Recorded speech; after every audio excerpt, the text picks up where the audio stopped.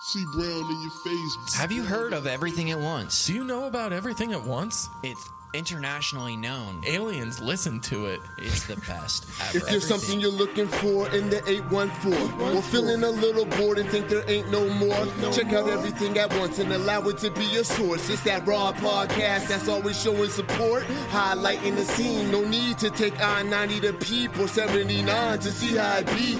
Interviewing your locals with mindsets that are global. Innovators and creators on every single upload. So much going on in the EPA. Incredible content. Everything at Once will keep you up to date. Amazing guests.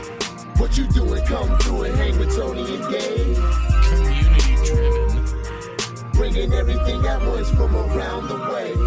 Everything at once from around the way. Hey. Please listen. We love you. Everything at Once. Everything at Once. Hey, Dave, you ready for another podcast? Yeah, I guess. Dang, man, you sure you feeling okay? I don't know. I've just been tired and sluggish lately, and I just can't seem to get any energy. You really should have seen our last guest, Shantae. When she was here, she could have given you some direction. She's a board-certified doctor of natural medicine. Do you think it's too late?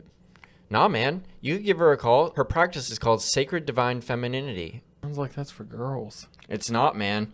She treats guys and girls. She takes a holistic approach towards health and well-being. You know, I think I'm going to give her a call. That's a good idea, dude.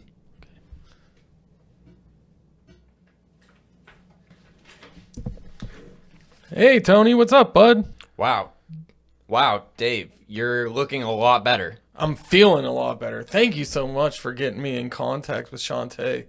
Yeah, Sacred Divine Femininity really seems like it did the trick for you. It really did. I'm ready to do the best podcast ever. Let's do it. Yeah! It's time to introduce this show.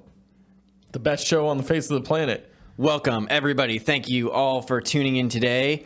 We want to thank our Patreon producers, Brian G., Josh W., Ian D., Nick G., and Sadie M. Patreon, it's an awesome way to support the show and say thanks. You can become a Patreon supporter by clicking the link below and choosing to be an intern, assistant, or producer level supporter.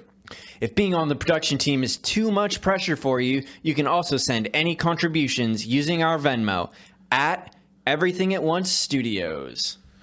We now want to thank all the local businesses who supported this episode.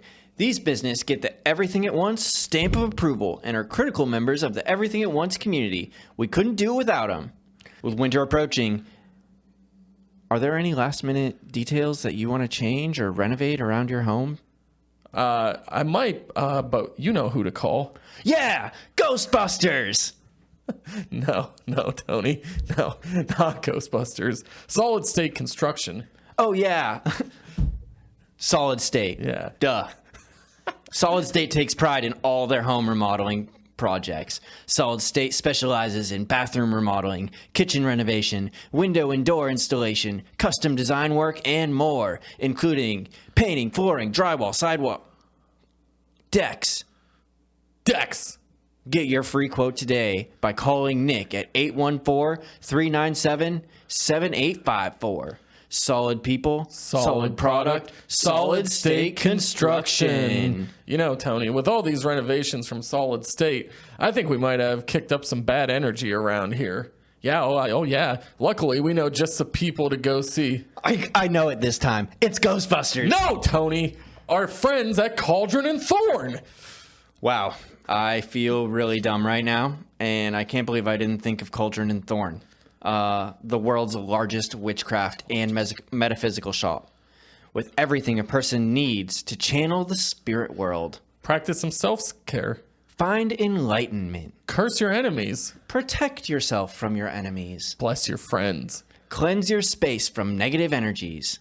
You can check out all the magical wares available for these different practices we all love and enjoy at Cauldron and Thorne, 2724 West 8th Street, or online at cauldronandthorne.com. This week, we have an incredible guest for you.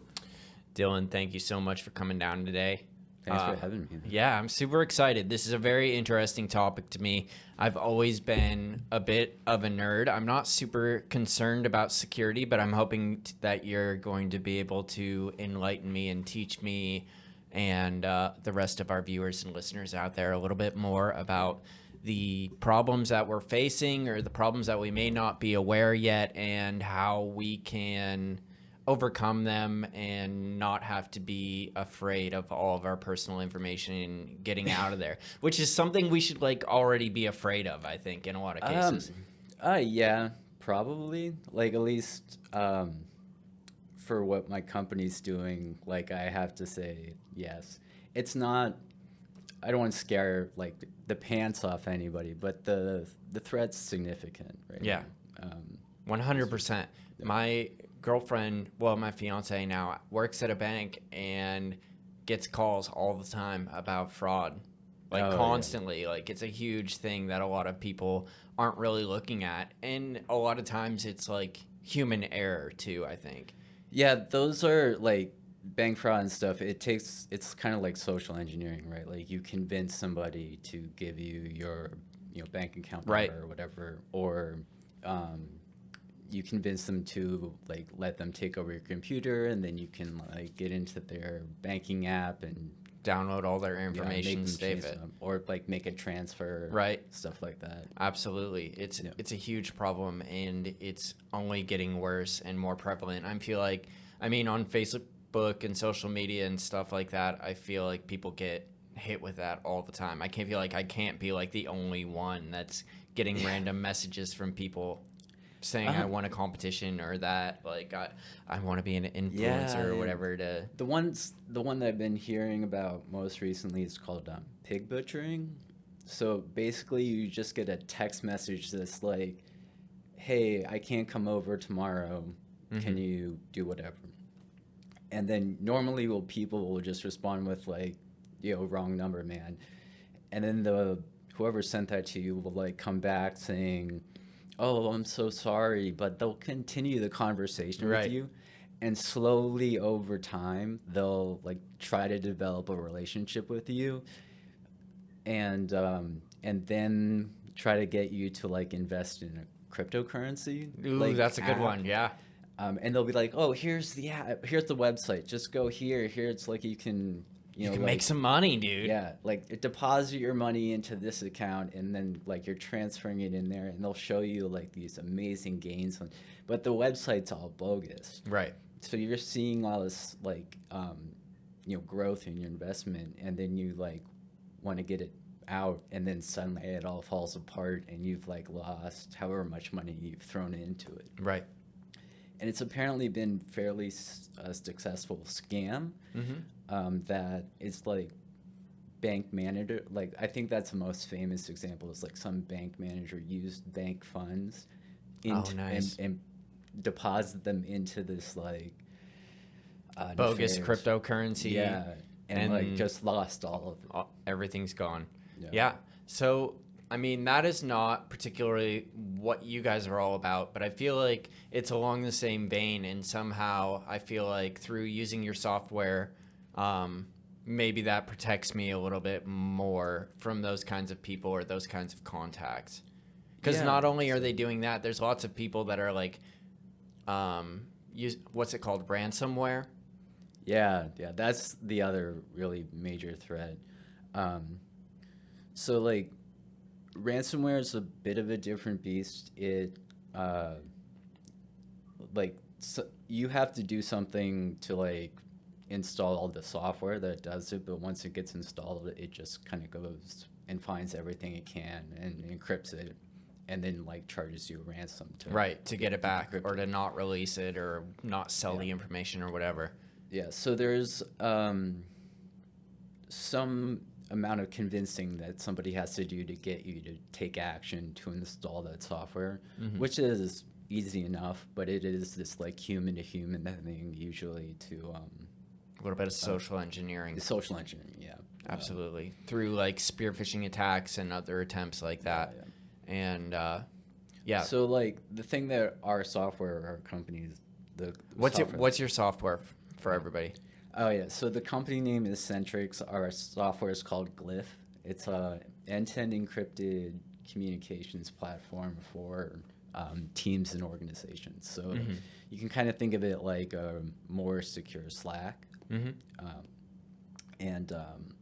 Yeah, so the thing about us is we don't take any client. We don't let anyone just sign up for it. We have to vet every organization that we deploy to. And the goal there is to ensure that we don't get nefarious actors who will engage in these kind of like Spear phishing and ransomware attacks. like get on our platform and then be able to message you saying whatever to do that. Plus being like, if you've ever used Slack, you kind of know it's like broken into workspaces. Sure. And so each workspace has its set of members, and those members have like an outside relationship with, you know, other members that, so that the people you're messaging, you can kind of trust a little bit more Right. than if it's just a random text message you get on like Apple iMessage. Yeah, for sure. So how did you find yourself in this space? Personally or the company? Oh, Well, man. a little bit of both. Yeah. All right. So me personally, I've loved doing tech startups pretty much since I finished grad school. So to back up a little bit further, after college, which I went to school for computer science, I had a couple internships at big companies, and I really did not like that environment whatsoever. I was like a cog in a wheel, and I didn't know the whole project I was working on, and it was very much like Office Space, and I was like terrified that I picked like the wrong profession or whatever. Kind of. So I think everybody has those fears getting out of college. Yeah, it's right. standard. But being in a big corporate setting, especially in like the tech field, I feel like it's easy to get lost. It was at that company. I'm not going to say that. No, that's fine. You don't have to. So, but I chose to. But yes, it was very like they had on their campus. They had like one building that I was in where it was just like very much out of the matrix of like just a hallway of doors going down all the way, and just very white and like not as infinite as in the Matrix, but it felt just like as. And you don't really know your neighbors at all. Yeah. So I chose to go to grad school because I was thinking about doing a PhD even when I was in high school.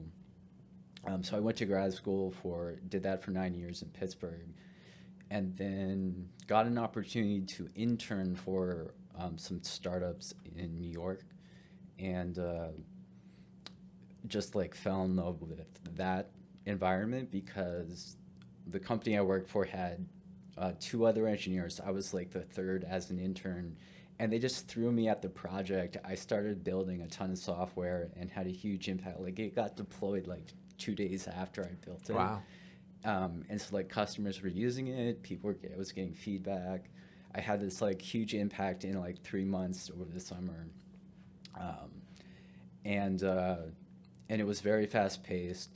The money wasn't as good, but I just like totally fell in love with that. And what was your thesis in for college? Oh, for college, or for grad school? For grad school, for grad school, I built a like prototype system, or at least studied one for enabling like monitoring patients outside the hospital. Oh, okay.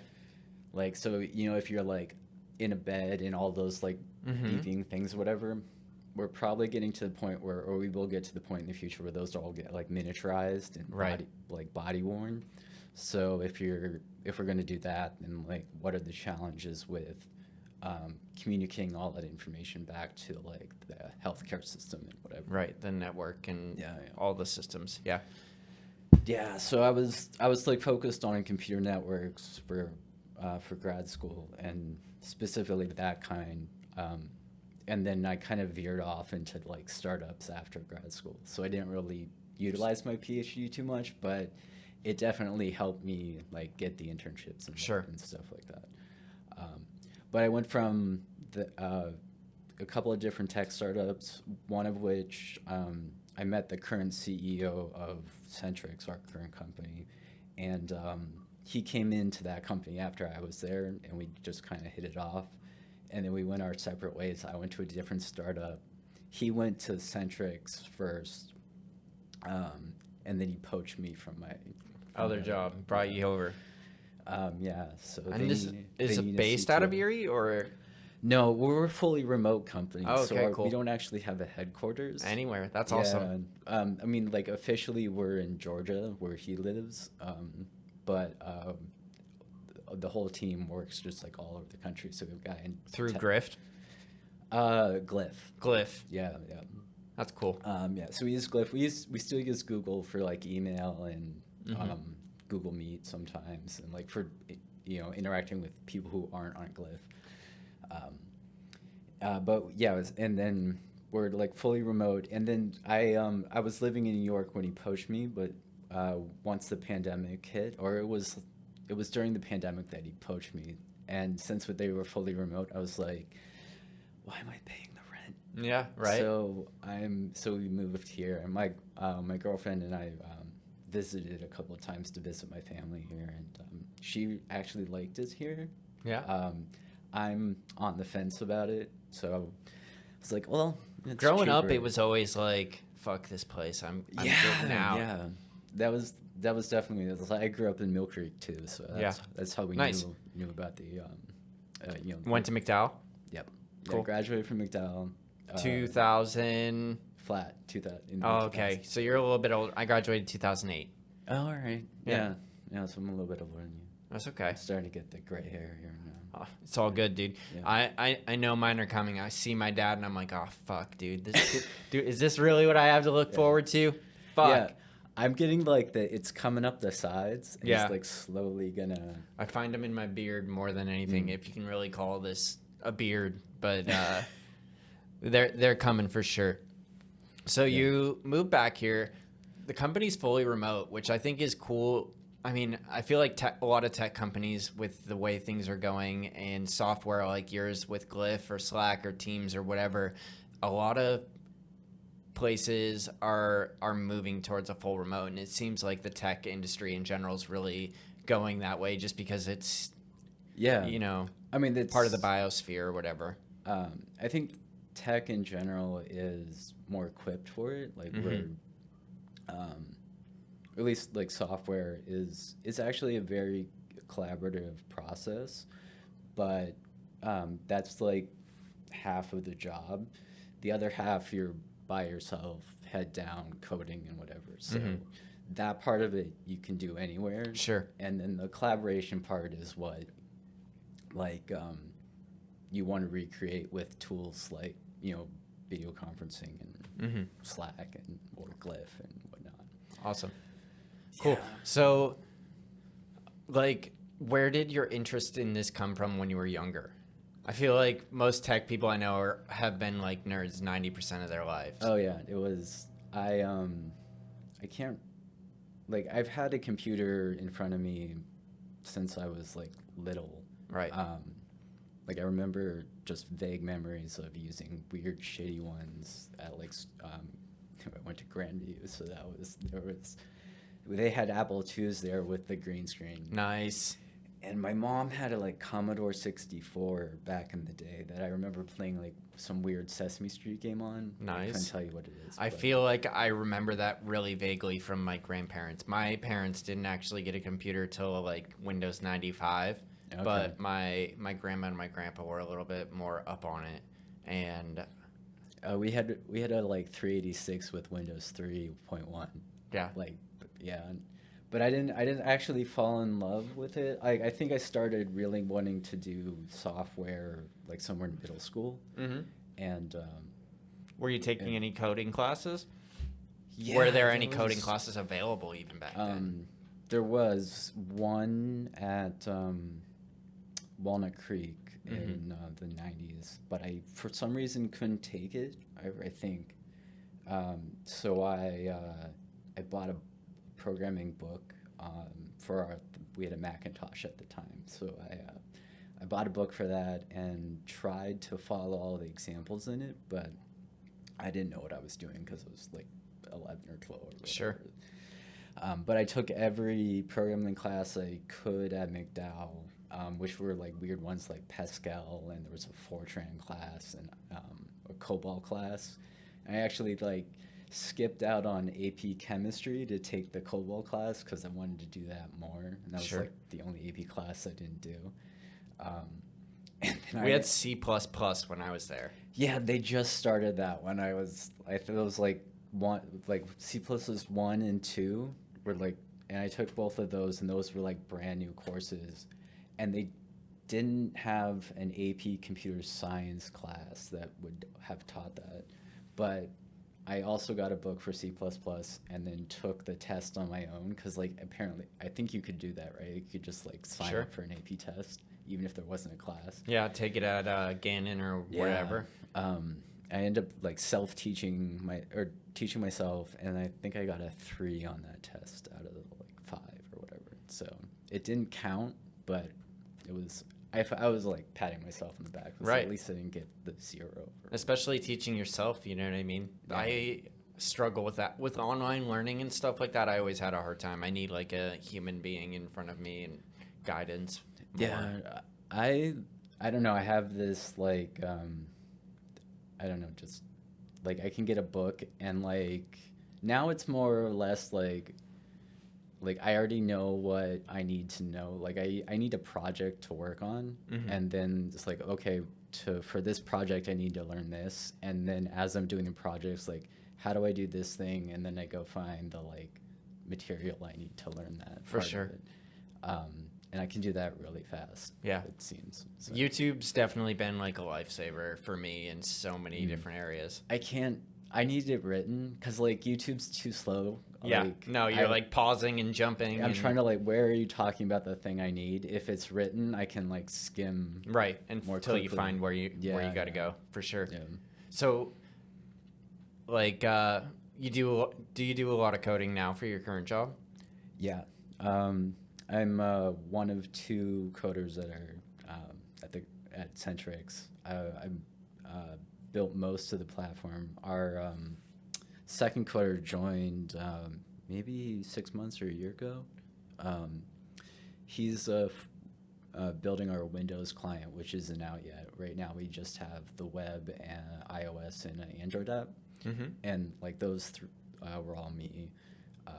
So I do a ton of coding for it, and I love doing that. But like as our team grows here, I'm gonna have to take a step back and kind of be the like orchestra or more high level, the conductor of the orchestra, not one of the woodwinds or anything. Not one of the players. Yeah. Interesting. So like, how much has ChatGPT changed things for you as far as coding goes?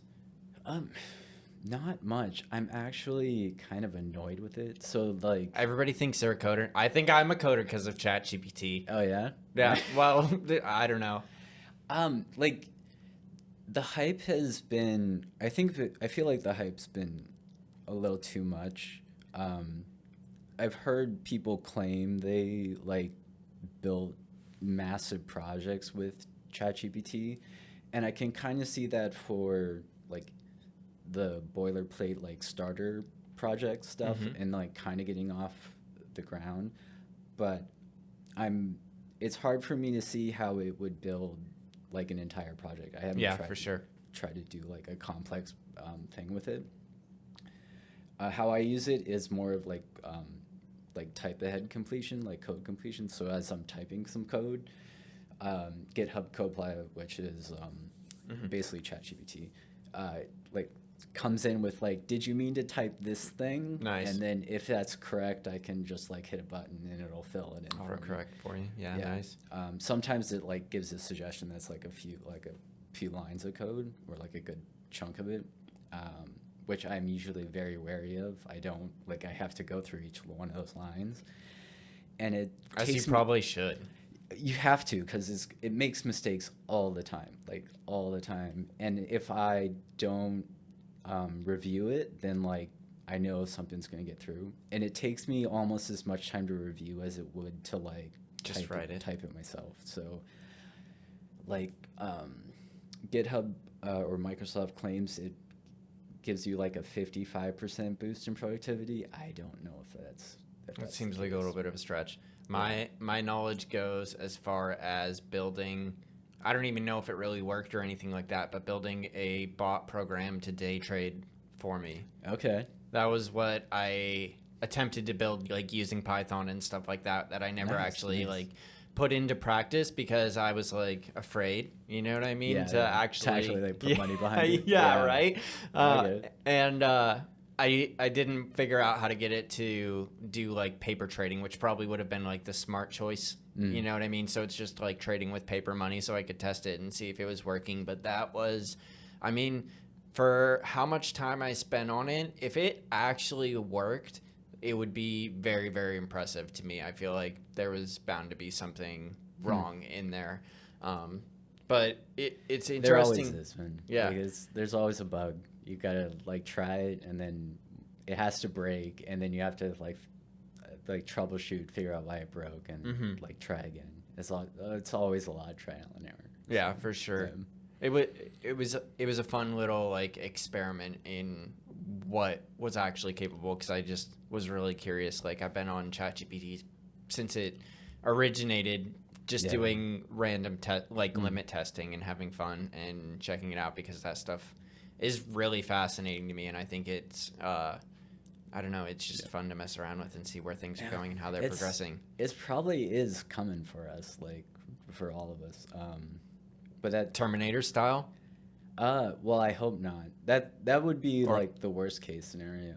Like the best case is that like all labor that you can think of is now taken care of by a machine. Right. So like we don't have to work anymore.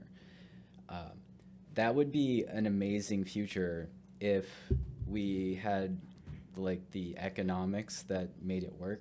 To support that. Yeah. Right now, like the way that it's playing out is like a few people are going to say like we own this, and we therefore own the product of all the labor that gets done, and there is no like, so like I don't know how the economy works in that like if any job that you can think of, like any creative endeavor that you can imagine, you can have a machine do it, but once the machine does it, the other guy gets the benefit from it. Right, or royalties or a percent or whatever. So like how do we contribute then? Right. Like what kind of economy do we have in that future? And like if you listen to Sam Altman, he gets this question all the time of like, how do we do this? And he never answers the question. And it really annoys me because he's basically saying like, that's not my problem, but we're going to build it anyway. Right. So like we'll sucks figure to it be out. you. Yeah, it sucks to be you. I'm going to be the one owning it. But we have to build it. Like, or I'm going to own it, Microsoft's going to own it, and the rest of us are going to, deal with the consequences. Are going to be poor. Yeah. Right? Like we're going to be begging for our like UBI handout, hoping that like those guys get taxed enough to give us like some semblance of like life. Right. But that's, I see compute being incredibly valuable in the future, and cloud technology, and that basically replacing currency once we jack into the matrix and live in virtual cyber worlds, and we'll get paid in compute for menial tasks that the computer doesn't want to spend its resources on, that controls the world. Okay. So like in exchange for something I do, I get server time to like run something, and I get the result. Right. Like which will be basically like your home or your living situation or whatever, the place where you like to hang out in your spare time.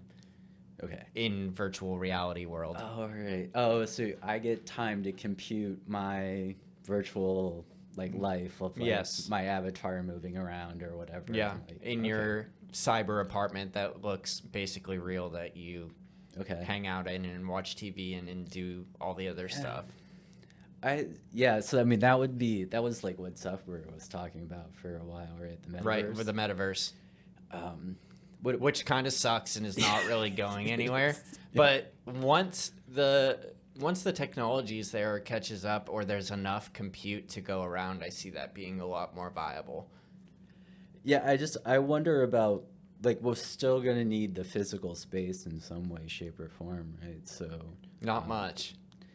yeah, Because we'll except- spend primarily most of our time in the metaverse, for lack of a better term. I don't think it'll be Meta's verse or whatever, but it'll be some sort of online distribution of virtual reality. And there might be a few out there that compete with each other, but we'll spend most of our time there. And in real world, we'll basically have like a very, very, very small apartment, like the size of this studio, Okay. that we'll like live in and have a bathroom and do all of our biological needs. And then the rest of the time we'll just be working in the metaverse or whatever for compute to create our own Okay. metaverse lifestyle.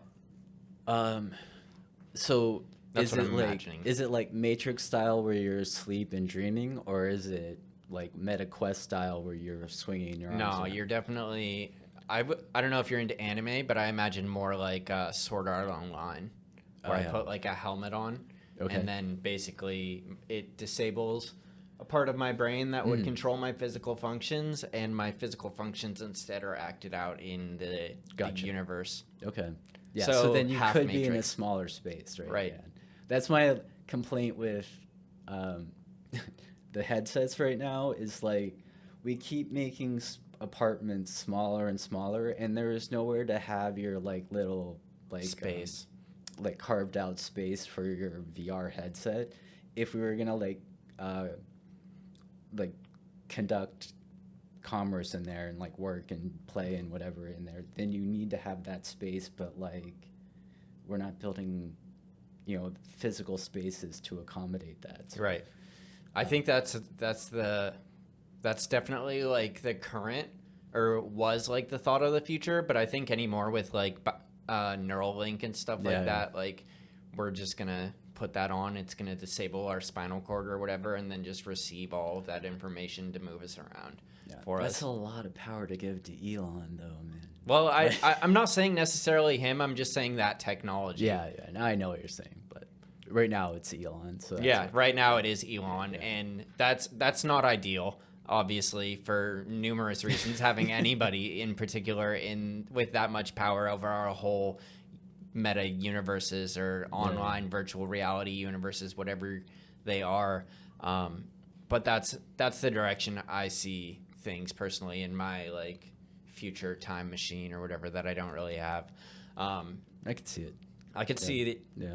And working for compute, and that'll just be currency. So where does your food come from, though? That'll be 3D printed probably in my little bio chamber. It probably won't even be like those are the few things that you'll have to like unplug for. You know what I mean? To go to the bathroom, to shower, to eat, and you'll live your whole life online, and you'll have an online girlfriend and maybe an online family or a child if you're lucky, because like everything's just We're all isolated too. Yeah. So like nobody actual really sees relationship. anybody anymore. You just like you construct the life that you want, and it's all NPCs. Completely virtual.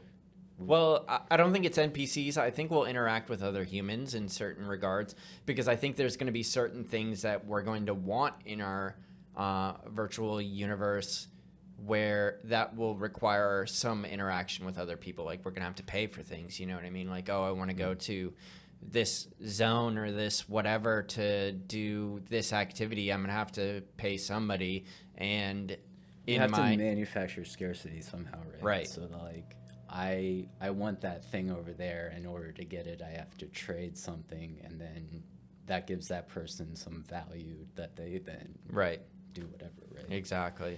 But that would be all artificial, right? Like, Super artificial. yeah. It's not like my ideal dream universe. I like this world that we're in and being able to go outside and sit down with people like you and other people like in real life. And I think that has tremendous value to like a human being's psyche. Like we are so aggressively social that we found like wolves in caveman days, and we're like, you're gonna be my friend. You know what I mean? Like Come a hell or high wild, water, vicious I'm gonna beast. break this wolf. And He's gonna be my friend. He's gonna be my friend. Yeah. Yeah. And other human beings and tribes and all that stuff, we're very intensely social. And I think that there's a certain quality psychically, maybe psychic isn't the right word, but like psychologically, to like actually sharing space with another human being and talking to them and seeing them in real life compared to like a virtual call or whatever we have that's comparable now. Yeah, I mean,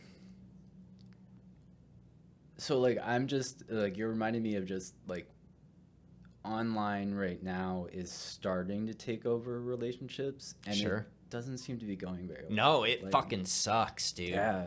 I know a lot of people that are in the dating pool right now that are like hurting, struggling, dude. Men, yes. Like, Men, online dating is terrible. it's horrible. Like, It's fucking awful. And I tried to use those apps for many years. Luckily, I'm in an amazing relationship now, but in between, and like numerous other good relationships, but those in between times trying to use online dating was just fucking miserable and made me like literally want to kill myself sometimes. It for me too. Like I'm in an awesome relationship too, and it's been like 5 or 6 years now since I was on any of them. I did meet her through one, so like A little bit of somehow- success there. And there are people that do okay. But like, Not even close to, or comparable to the amount of people that fucking struggle on there, though. but no, it was a struggle for me. Like, Yeah. and I don't know, being a nerd is harder to even like. I'm fairly social, I think, as nerds go. But, Yeah. It was, it was just hard to like even get someone to like respond back. Right. Like sending messages. Give me a look. You know Yeah, what I mean? yeah. Like any sort of chance or opportunity to show any sort of value that I could bring to anything in the world. Yeah. So like those systems right now, like, are the precursors for whatever is gonna like come next, and it doesn't feel good. No. And we need to build something else. We need to like dream of something else that like can be Right. like take the place of that, so we don't have this like, I know, dystopian shit. It's the capitalist marketing mindset, I think, that really just everything is so like psychologically engineered to produce dopamine in our brain and to keep us scrolling or swiping left or right, that the end result is not as valuable. The important part is the scrolling, you know what I mean? Yeah. It's not the reward at the end of scrolling. And I feel like that's how it's like engineered, you know what I mean? Yeah, they want your attention. Like, I think that's, dating apps too. Like, they want you on the dating app because that gives them more, like advertising power and whatever too. So like they're trying to get your attention away from Facebook or TikTok or whatever, and TikTok's trying to get your attention. Right. And nobody curates their own internet experience anymore.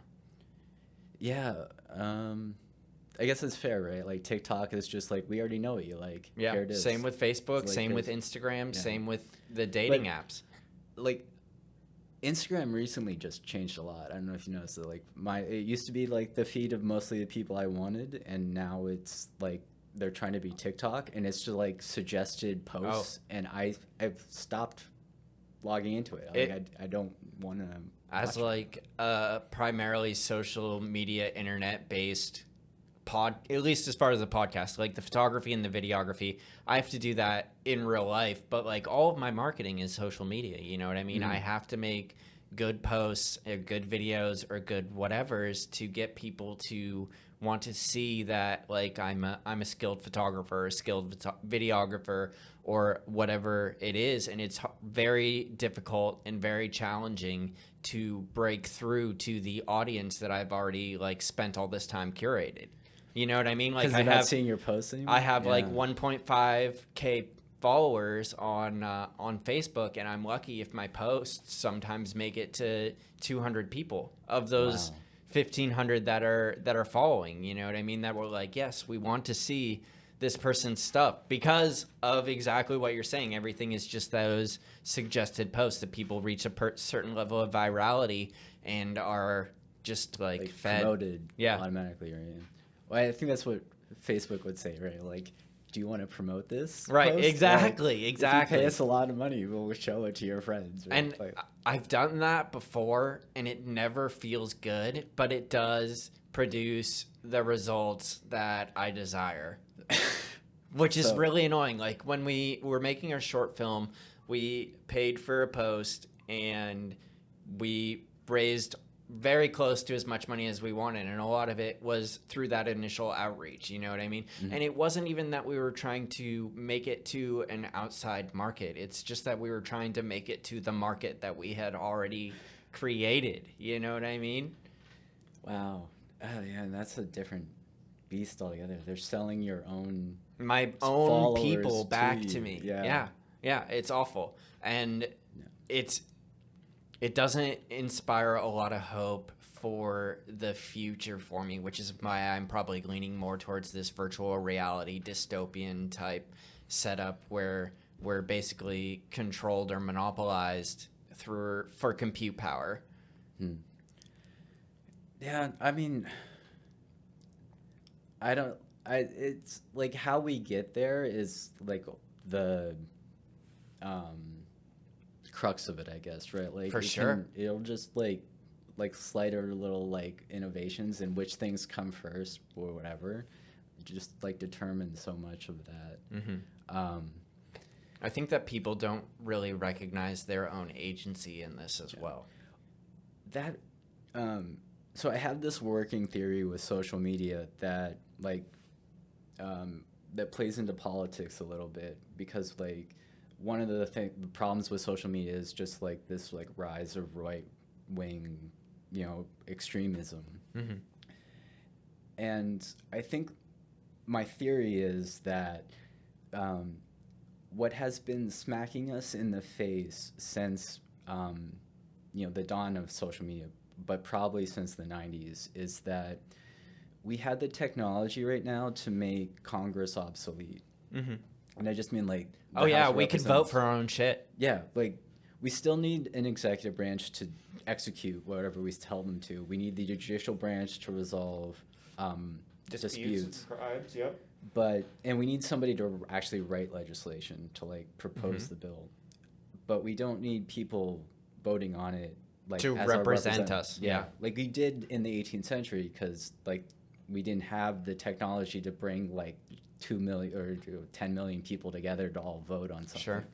But we have that now, and we haven't built it. We haven't implemented. No one's even like talked about it, and it's mostly because they don't want to give up their power, right? Sure. So for the rest of us, it's been smacking us in the face that we should have this like access to make our, you know, influence the choices that our government makes, and it's readily apparent that we don't. Like our opinion doesn't. Oh no, matter not at all. whatsoever. There's so many things that would be passed or changed or done Yeah. by now if anybody actually voted based off population majority. Yeah, but so that like contributes to this feeling of impotence, that like we just don't have control over our own, you know, government or our destiny, and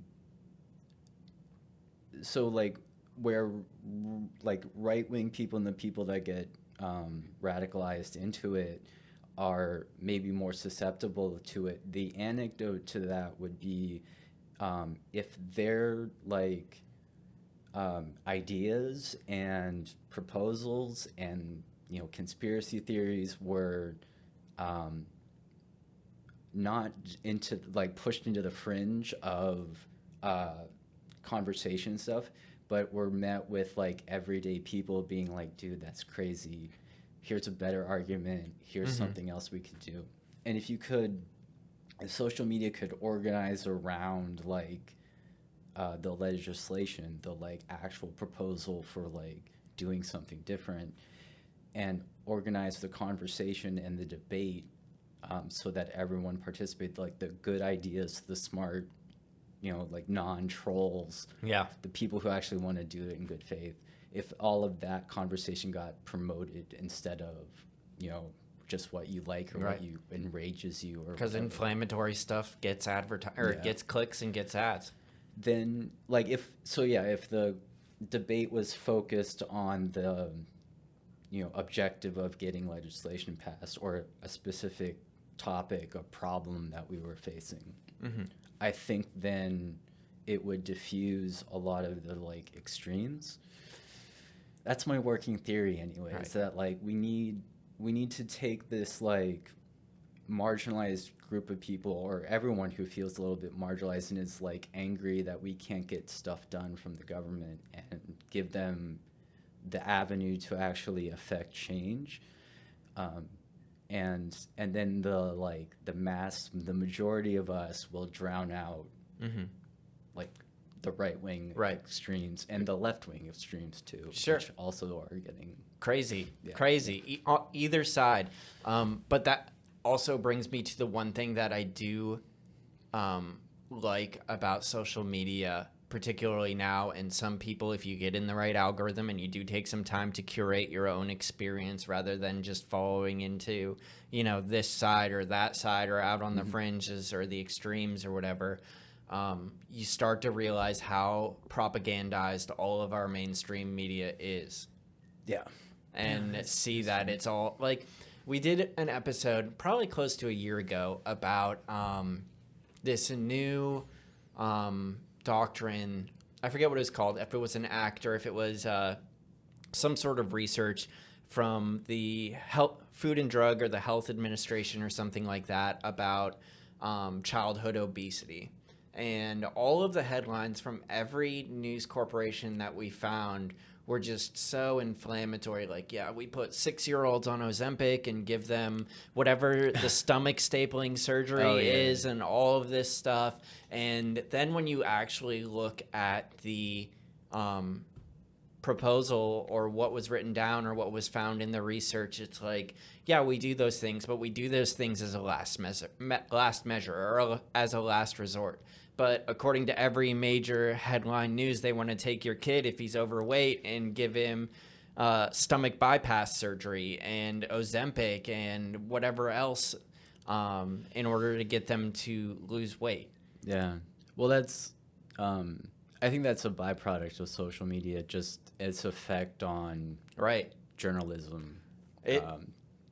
I agree, and and that's why you need to actually take the time and curate and read what's actually going on, what the actual stuff is, or find somebody that has valid or good or takes that you can see are a little bit less unbiased and a little bit less polarizing and a little bit closer towards the truth or what's actually going on, instead of the hyper-inflammatory stuff that you find on Fox News or MSNBC or CNN, pick your news station, right?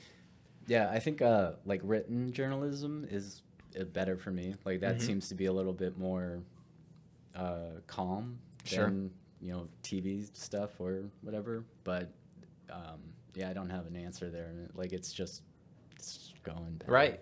Yeah. I mean, see, the thing, I don't think I'm really particularly looking for an answer. I'm just trying to highlight that there are good and bad things that come from all things, and learning how to use things in a good way is its own particular talent and skill.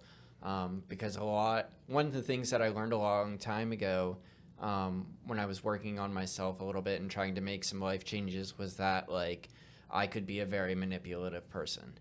And that could be a bad thing, you know what I mean? I could use people, I could manipulate them to see things my way or to get my way in situations, and that can be a very bad thing. But for sure, it can also be a tremendous asset when I'm trying to use it in a positive way or in a positive light, you know what I mean? So there's just two sides to every coin, you know what I mean? Oh, I can't remember now. I think it was a show on Apple TV. They're basically joking that inspiration and manipulation are the kind of the same thing. What? Yeah. but inspiring people to do something out of their own, like convincing them that they want to do it and motivating them to do it. Right. Is a good skill to have. Like, For sure. I have that. One of my exes a while ago said that there was a big difference between being, she would call it a trickster or a manipulator.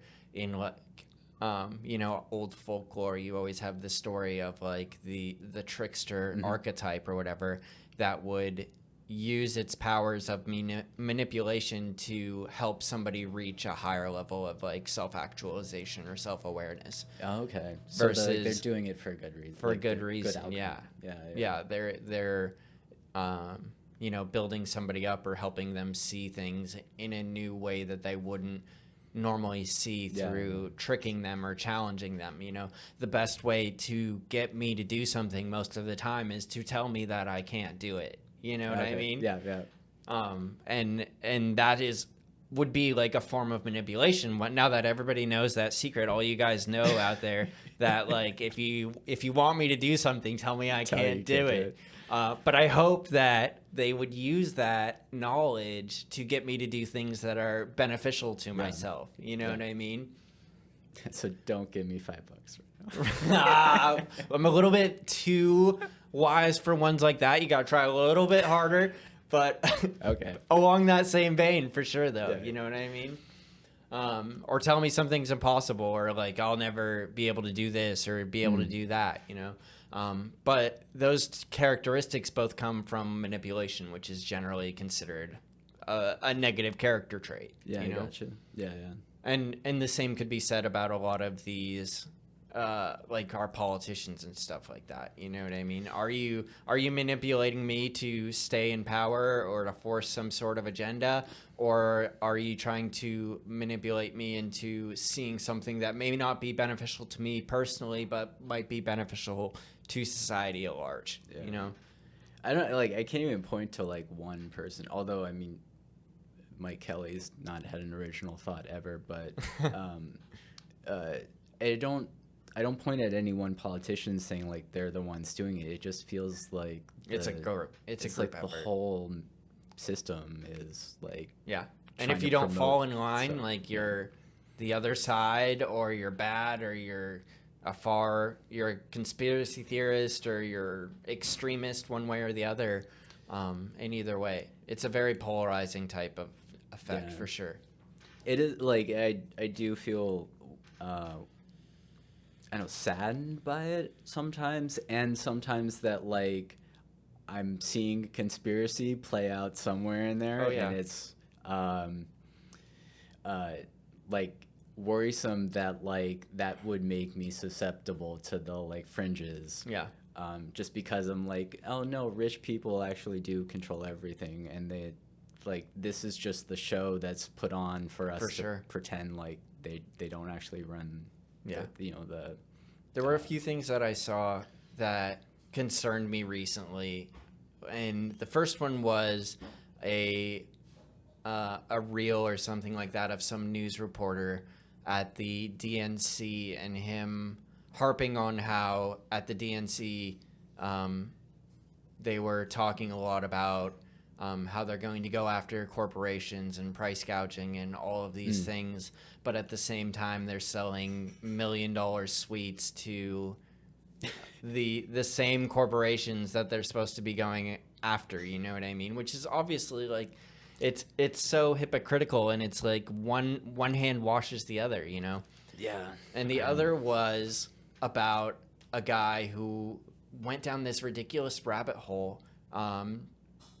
In regards to like all the bots that are out there, and how maybe not extreme, but how in-depth people are going into the creation of these bots. You know what I mean? Like they interact with each other, they build followings, they have like fake backstories and AI imagery and like all of this stuff, and people making claims to be this and that high-ranking official at this and that company, and all of these ridiculous things that are going on to try and manufacture support one way or the other in politics, or to... So somebody went and investigated that, or just... Well, he kind of just... He went and investigated it. It's kind of framed a little bit more of a natural, organic process of, like, reading through a Twitter thread or whatever, and... you get clicking on one guy and being like, oh, this guy, blah, blah, blah. Oh, he's got a fake image. Oh, he's interacting with these people. Let me check out these people. And then, you know, just kind of a huge web that just unveiled, you know, and showed itself. Yeah, I fortunately am not on Twitter, so like, well, I have the account. I just like never use it. I never really use it very much either. Yeah.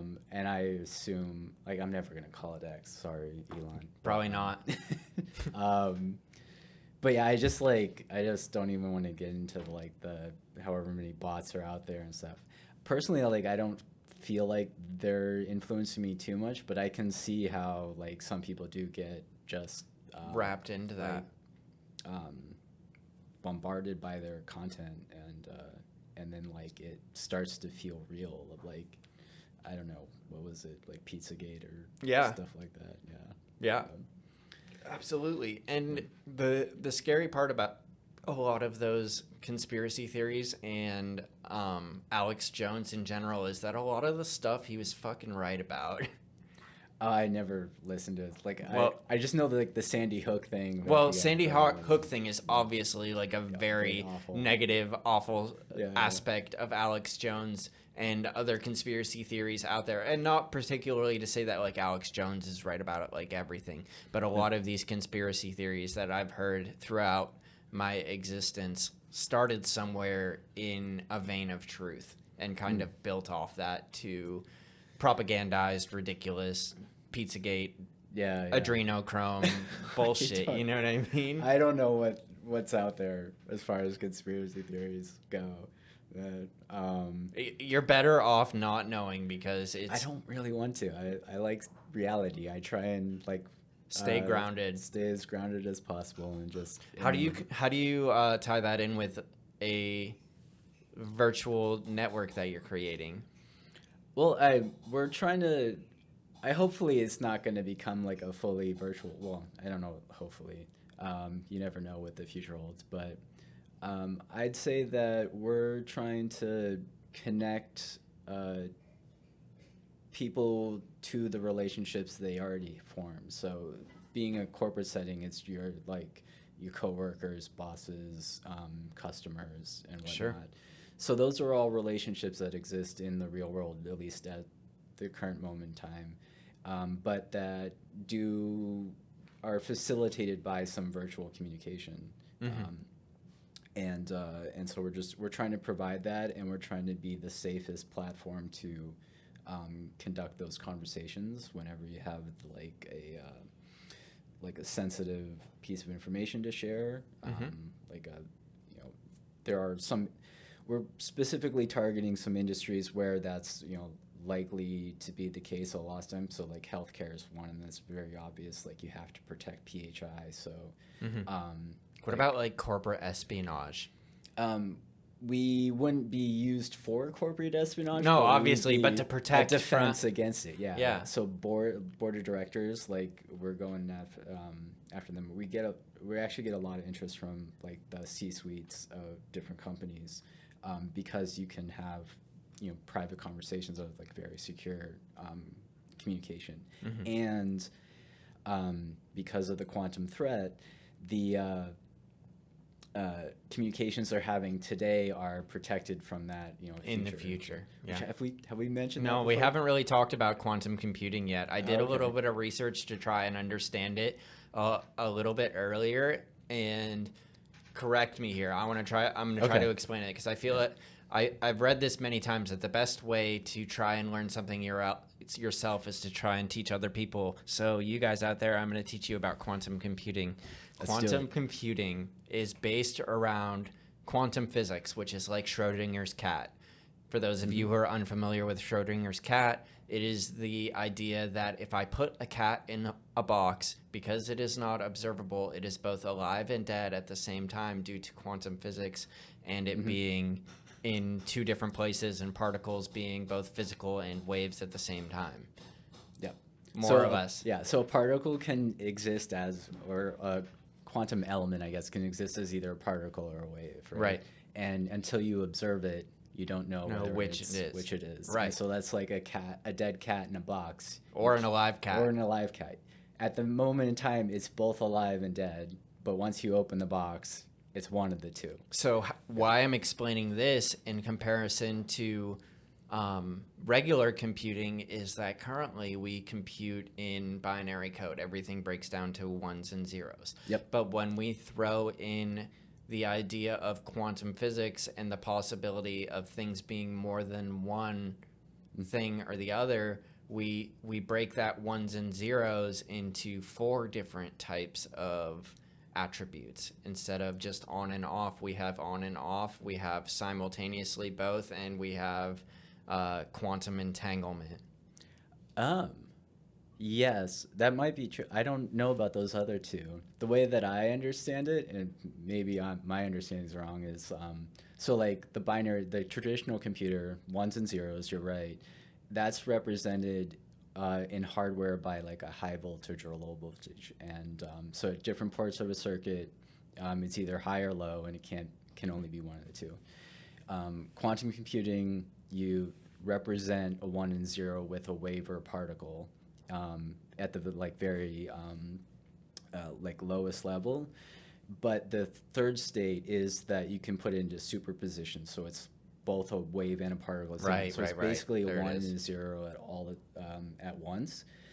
The thing about quantum computers, the other aspect of them is that you can connect multiple qubits. That's these, instead of a bit in a traditional computer, you have a qubit that can either be a wave or particle, which we assume is 1 or 0. You can connect multiple qubits together and form a relationship between them. That might be like the entanglement or The superposition. superposition. Yeah. Yes. And because of those new relationships, computers are able to compute much faster than the traditional 0 or 1. If you put a whole bunch of qubits together and network them together, you can change the network and then put all the qubits into their superposition state. So it's like spinning a bunch of coins all at once. And then when you observe the whole network, all the bits resolve. It's like opening Schrodinger's box. All the bits resolve, and you have a 1 or 0 for every one of them. But if you back up in time while they're all spinning, it's essentially like representing every possible state all at once. So we're on the right podcast for that. Yeah, baby. Love it. So like going back to the traditional computer, if you put a bunch of bits together, you can call that a binary number.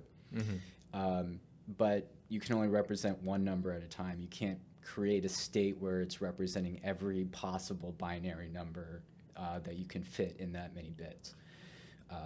Whereas with the quantum computer, you can put the system into a state where it's like every possible binary number. And then if you just set up your problem correctly, when you resolve the system, the output qubits will resolve to whatever output you want. Right. So where this comes into security is that there are a couple of algorithms that are used on the internet are used across, it's mostly the internet, for pretty much any data that you send over the internet is encrypted in part by a couple of algorithms that can be attacked by a algorithm that can only run on a quantum computer. And we don't have to get into all the details of that, but essentially there is a program you can run only on a quantum computer that will decrypt all of the internet traffic that we have today. Fortunately, we don't have a quantum computer that we know of that exists today that's got enough qubits in it to represent the encryption keys that we use today. So we need But they're coming. The quantum computer has to scale up to that number of qubits to run that algorithm, and then it can decrypt everything that's going. And that's made possible through superconductors and stuff, right? Yeah, you have to cool down To like negative 1,000,000 degrees, or they have to invent some new sort of alloy that's able to produce that which is like what a lot of scientists and chemists, that's like their holy grail, right? Well, for certain ones, that's like the holy grail is to find a superconductor that can superconduct without being under like either a massive amount of pressure or at like super low temperatures. Yeah, if we find a material like that, it would change quite everything. Like the power grid right now like loses like 30-40% of the energy just transmitting the power. Right. If all of the wires were superconductive, you would get 100%. Like we would have Perfect efficiency. Yeah, perfect efficiency for power. I don't know if batteries would have to ever lose their charge. That's interesting. I might be wrong there, but I don't know all the physics. But yeah, it would change a lot. But we'd also have to produce it on a massive scale. So first it's going to go to these quantum computers before we start replacing our whole power grid. Yeah, so probably what's going to happen is like IBM or Google or China are going to produce one or two of these that have a sufficient scale. They'll have it in their clean room. They'll have it in a room that they can freeze it down to like, absolute zero. And have a functional quantum computer, and then they'll just rent the compute from it out to the world. Or like I was mentioning, like governments will do this because they want to be able to decrypt all everything, of the traffic on the internet, and that is definitely coming. Like we've been making, or I don't want to say we, like IBM has been making consistent progress on scaling up the qubits, or the number of qubits. The problem is mostly just one of noise, which I think is one that we'll figure out there. So it's almost an inevitability that we're going to have a quantum computer that can run this algorithm to decrypt our traffic. So going back into this, but to me, all the information is like, just so I'm understanding this properly. All the information is kind of floating around in wires right now and on servers and stuff like that. And this quantum computer can break through any protection. Because like when I think of protection, I think of like a password, which is probably very, very basic. But like I'm only allowed so many attempts to put in my password before my account gets locked. And it sounds like this doesn't particularly matter to a quantum computer because it just is able to calculate or move through all that or pick it up from the raw source while it's moving around and these wires are on these servers. Not quite. So so your password is vulnerable, but the encryption the raw data is actually in. Yeah. So I guess the way to describe is like if we kind of have to back up a little bit. Like if there's two computers on the internet, and let's just pretend they're two people. So if I want to send you a message and I don't want anyone else to read it, one of the things I could do is have you create two keys, one public key and one private key, and there'll be a mathematical relationship between those two keys, but for the purpose of it doesn't matter. Sure. So you keep the private keys, you keep it secret, you're the only one who has it. You take your public key and you put it somewhere that I can look it up and fetch it. So because I want to send you a message, I go grab your public key, and then I take my message and do some math with your public key, and I come out with this like encrypted message that I can give to you. I can send it over the wires, and no one else in the world can read it. But once you receive it, you have your private key. You do some reverse math with your private key, and out comes the original message. Okay. So you're the only one who could read it. If in computers, if we did that like that way, it's a little clunky and inefficient. So what we do instead is I use your public key, and I create a little secret. We'll call it a secret key. Just at random. I just choose it at random. And I use your public key to encrypt that message, and I give it to you. So now you have the secret. So you and I are the only two that have this randomly generated secret, and we're going to use a different encryption algorithm to encrypt. I'm going to use that actual secret. message. Yeah, I'm going to encrypt the actual messages and send it to you. So prior to you putting in your password, your browser on your computer and the server that you're talking to have already done that conversation. So whenever you actually enter your password, it's Through like our IP address. Yeah. So once you've entered your password, it's part of the data that's encrypted after all that's set up.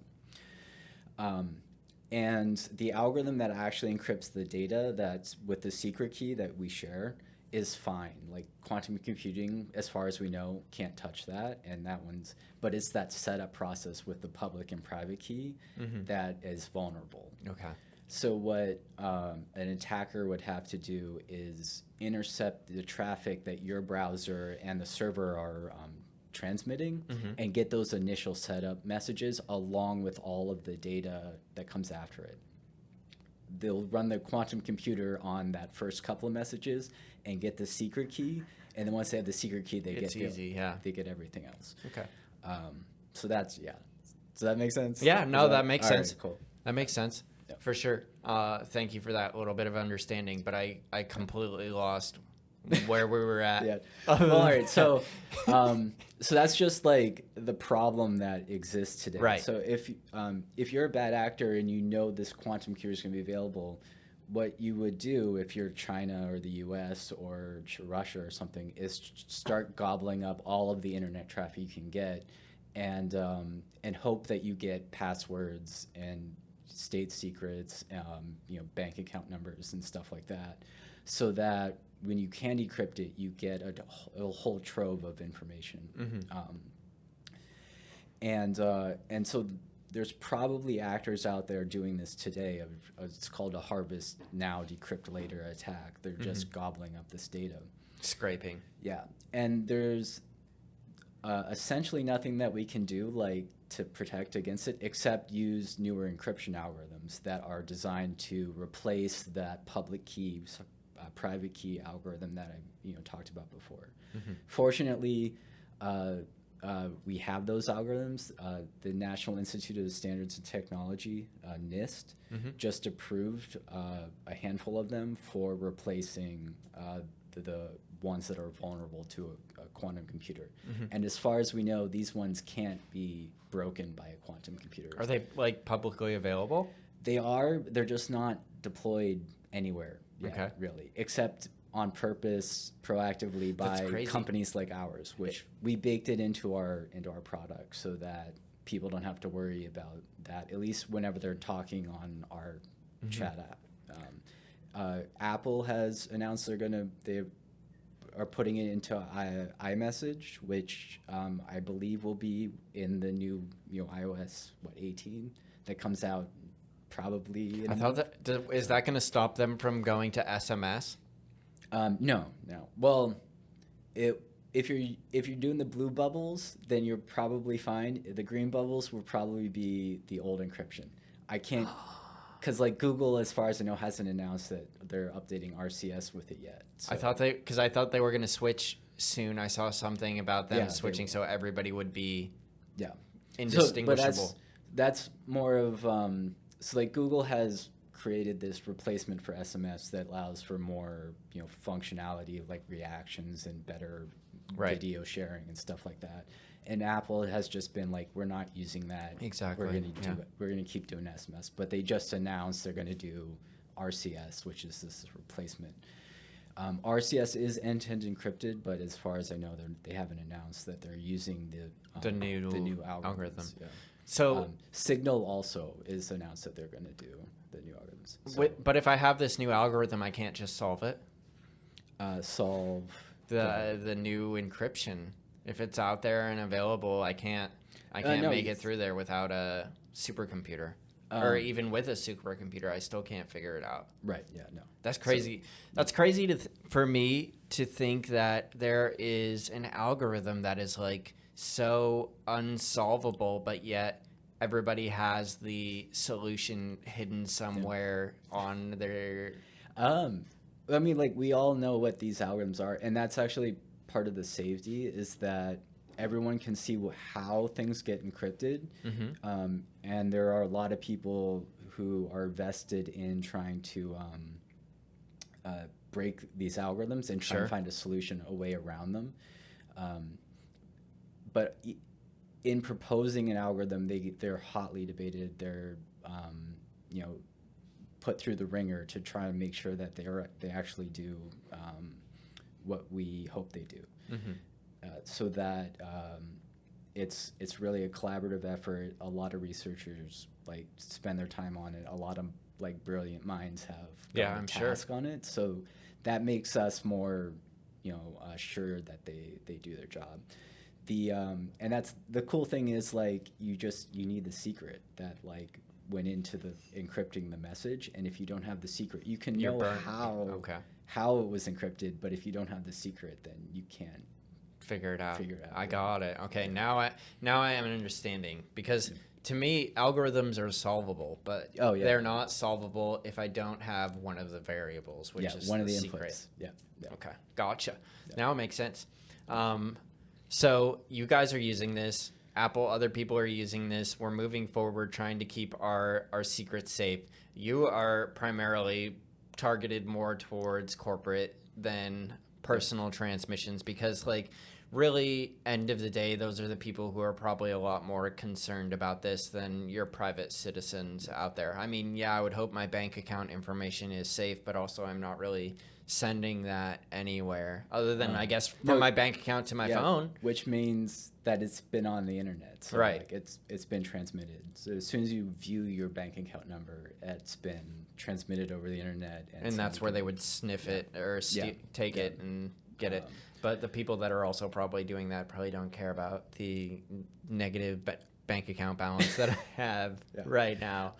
Right, maybe not, but so that's, I think what everyone who's listening here has to do is kind of take an inventory and just take the position that like everything that you're sending today is public, or will be public in 5 years. So don't send it if you don't want it public. There are some things that we have to. So like take an inventory of those like long-lived valuable pieces of information like routing numbers, bank account numbers, passwords, credit card numbers, stuff like that. All of those things have to be changed sometime in the future, and hopefully we will have this window of time where the new algorithms get so widely deployed that we can generally consider our communications safe from a quantum computer. Before the quantum computer actually exists. Right. If we have that window of time, then once we get into that window, then we all change our passwords, bank account numbers, credit card numbers, what have you, and then we're okay. And maybe some of our data got leaked in the interim time. Right.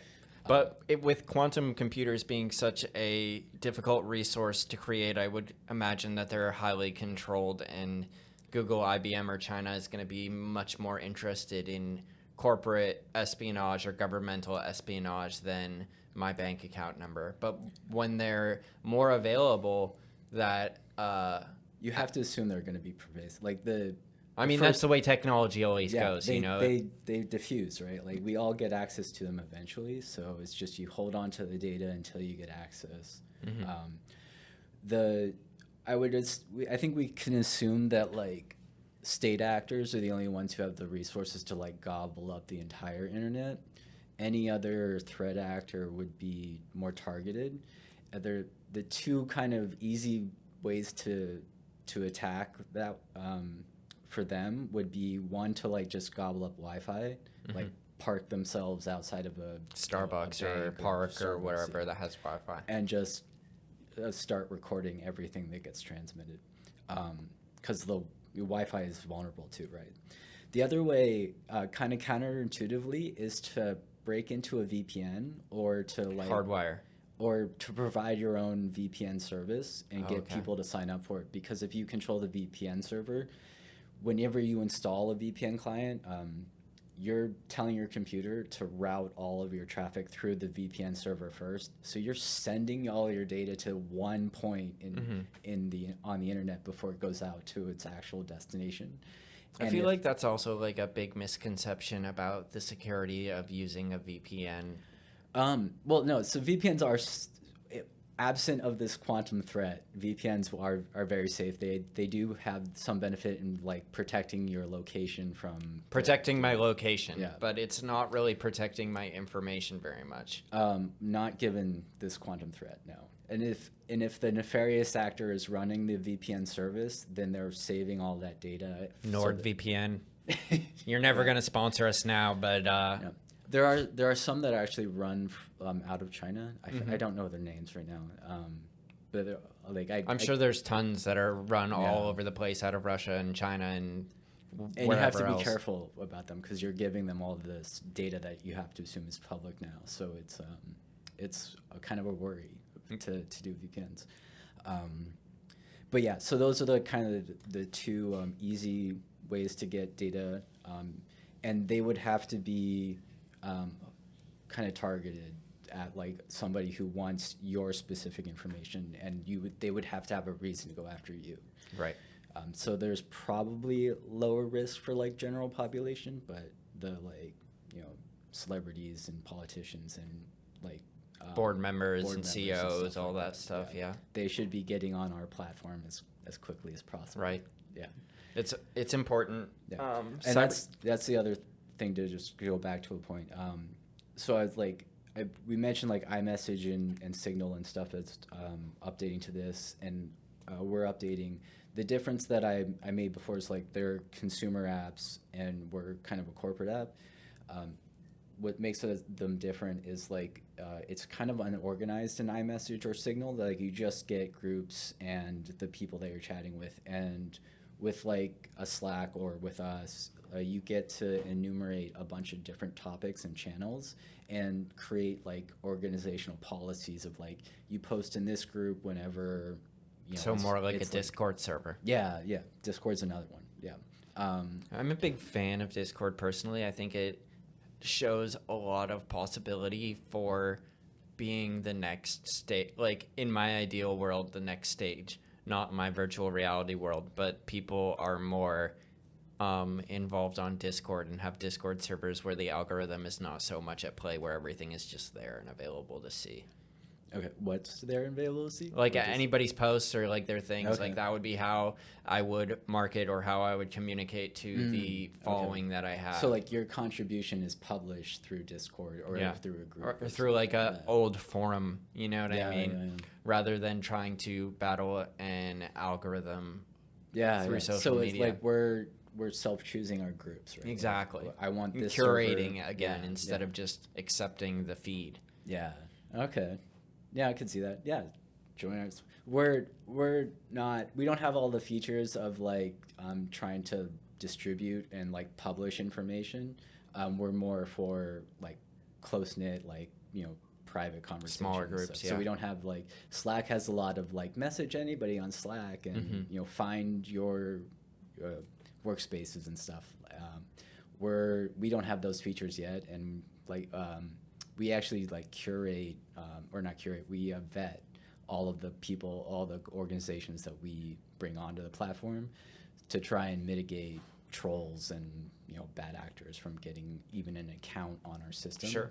To try and like produce an attack or social engineer something. Right. So, Which is sorely missing on so many other networking platforms like Twitter or Facebook or Discord or anything else. Like we've already talked about, like the bots. So you're taking like proactive, actual human steps to prevent bots and negative actors from getting involved or even having. Yeah, the bots are on the roadmap though. Like we want to build useful, functional. Yeah, like bots Discord bots. Yeah, that actually are helpful and make you more productive and whatnot. Like, but hopefully we'll get rid of we won't get an infestation of the bad ones that are trolling everybody. No, for sure. So through this server, we work together, we communicate together. It's all free and open. You also messaged earlier, I don't know if we talked about this on air or if we talked about this prior, but you guys don't really keep any of that data in your own things or in your own cloud or your own server. So we sort of do, but not in plain text. So on any of our devices on our platform, it's encrypted when on that device. The device and the other member devices of the group are the only ones that have the keys that can decrypt the message. So all you have is like We only have encrypted the gobbledygook that nobody Yeah. can understand. And so you send up the gobbledygook to our server. We'll keep it for some amount of time until every recipient comes and grabs it. And once everyone has it, then we delete it from our server because we can't read it. I mean, that's no one needs it anymore. super secure for sure. Yeah. Are there any plans to have like a cloud service? So like, and what do you mean, like cloud service? Like actually store that data. Like I have a file that I need protected and I want to keep forever to share within my So network or we whatever. do file sharing too. So we also have an archiving service, which I can mention too. But like for file sharing, the way that we do is you pick the groups have a set of secret keys that they maintain, and every time that you want to share a file, your device will encrypt it and upload it to our servers. Sometimes that's like one process of just uploading an encrypted stream. And so we put that in the cloud and we store it for you, but it's encrypted. We can't see it. Only group members can see it. Can it stay there indefinitely though? Yeah. Can I use it as storage? Yes. Yeah. It's not as featureful as like Google Docs or Google Drive. Sure. Because you can do like collaborative editing there. Dropbox, any of those And other things. Honestly, I still prefer Google Drive because of all of the features that it has, and I like versioning. I hate having multiple versions of a file, like if there's an old version, which is kind of how you have to use our system, is like upload another version. So I'm unhappy with how ours performs right now, but we have plans to I pretty much have it worked out in my head how you would do collaborative editing end-to-end encrypted. We just need like a lot of native clients, so like a Mac OS and a Windows client, so that you can edit files collaboratively locally on your machine and then still like open them in another app to like edit them and whatnot. So it would really just be like an active transfer instead of going to the server and waiting for it to go to everybody else. It would just be like a live stream between. Yeah, I mean, like in a practice, I guess in more practice, like if you're sending a message to a group, it doesn't matter what the content of the message is. Like we encrypt it and transmit it to all the other people interested in that message. A file is sort of the same thing. Like every edit to the file, everything that gets saved to disk is a message that we just have to distribute to everyone else who's interested in that file. And That makes sense. yeah. Cool. Plans for the future, growth, Yeah. new progress. So many things on our roadmap. Man. How long It's has exciting. Synergy or Sentriqs, yeah. existed? We reincorporated last year actually. There was another company that wasn't this technology that we like evolved out of that existed before that, and they were around since 2016, I think. But yeah, so we're fairly new, and we're getting out there. We're getting some traction. That's awesome, dude. Yeah. That's great. I'm excited. So. Yeah. Well, this has been super fun. We've been talking for an hour and 22 minutes. Oh wow. I know. I can't even believe it. Wow. I thought we were like approaching an hour, but we've been going at it for a while. But it's time to wrap up, dude. All right. This has been That's super cool. fun. Check out Sentriqs. If anybody out there is looking for secure file sharing in a corporate setting, Sentriqs.com. If you want me, I'm like at Nightcode, KNIGHT on all of the socials, and I'm Dylan at Sentriqs too. So yeah. awesome. Yeah, check them out. Thanks, everybody. I hope you all enjoyed this. Maybe learned something about quantum computing, Schrodinger's cat, and Yeah. all the other stuff that we talked about today. Thanks to all our sponsors, all the amazing people that subscribe on Patreon, and y'all are the best. Peace out. Have a good night. See you.